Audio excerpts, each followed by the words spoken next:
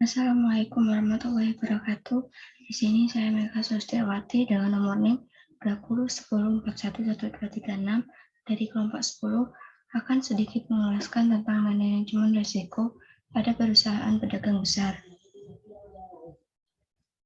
Manajemen risiko adalah bagian yang tidak terpisahkan dari proses manajemen untuk mengidentifikasi potensi-potensi risiko yang dihadapi perusahaan beserta langkah-langkah mitigasi untuk mengeliminasi dampak dari risiko.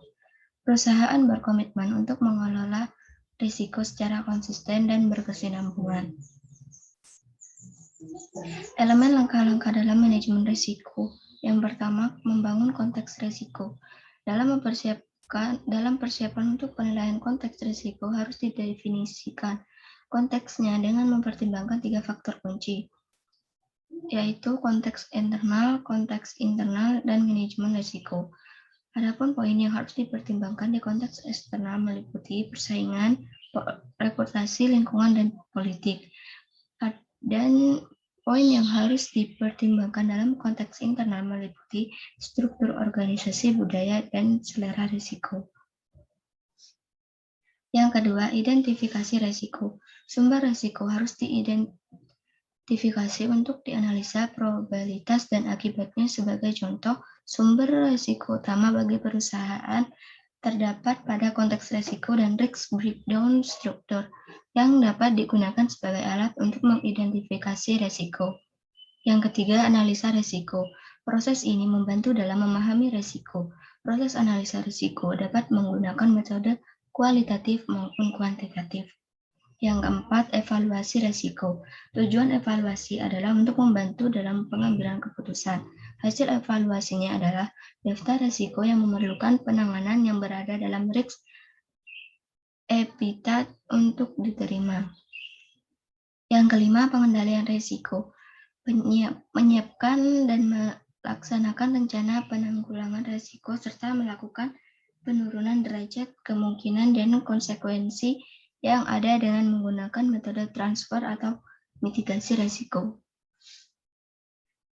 Yang keenam, monitor dan review. Monitor dan review seluruh aktivitas pengelolaan risiko harus direncanakan dan berkelanjutan.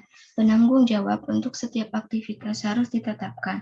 Aktivitas tersebut dapat dikaitkan dengan kegiatan audit internal untuk pembelajaran dan perbaikan terus-menerus.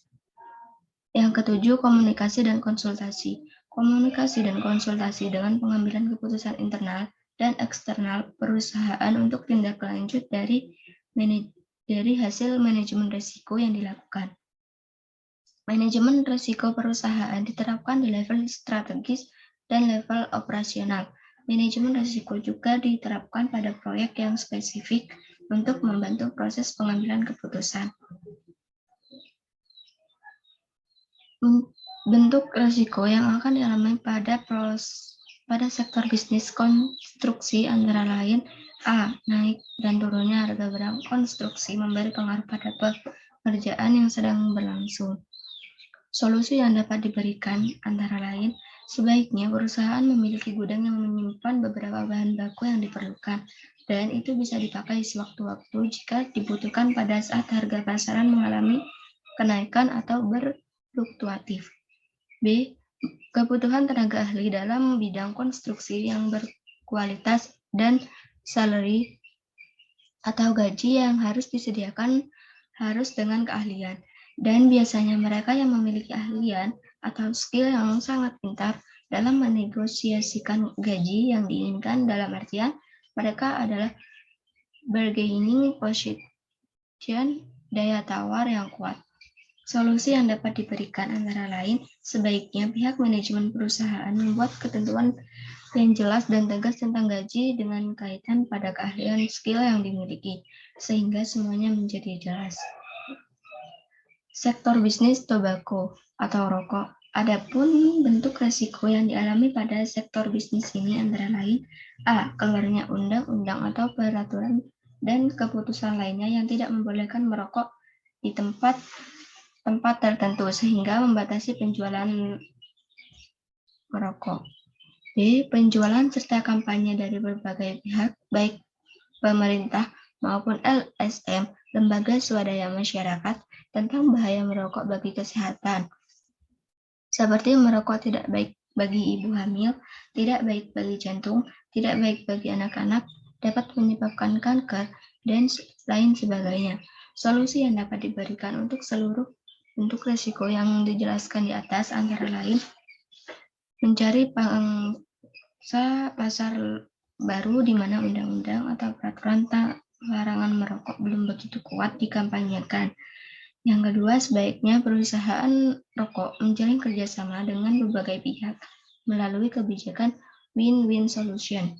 Dalam artian, tidak memaksa kampanye secara berlebihan hingga memberi kesan terlalu mencolok karena faktor ingin mengejar target penjualan. Ikut turut serta menyisihkan sebagian dari keuntungan untuk kepentingan masyarakat dan bangsa khususnya sebagai wujud kepedulian. Baik, itu saja yang dapat saya sampaikan. Mohon maaf apabila terdapat banyak kesalahan dalam pengucapan ataupun lainnya. Wabillahi taufiq wal hidayah. Wassalamualaikum warahmatullahi wabarakatuh.